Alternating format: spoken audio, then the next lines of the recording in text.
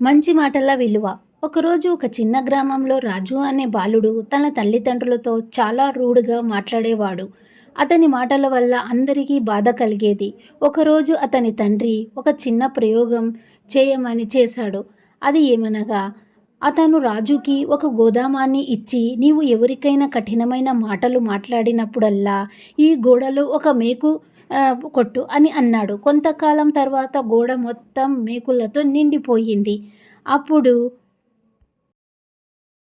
తండ్రి అప్పుడన్నాడు, "ఇప్పుడు నీ మాటలు మార్చుకున్నావు కాబట్టి ఈ మేకులను తీయి." రాజు అలా చేశాడు. కానీ గోడపై గాయాలు మిగిలిపోయాయి.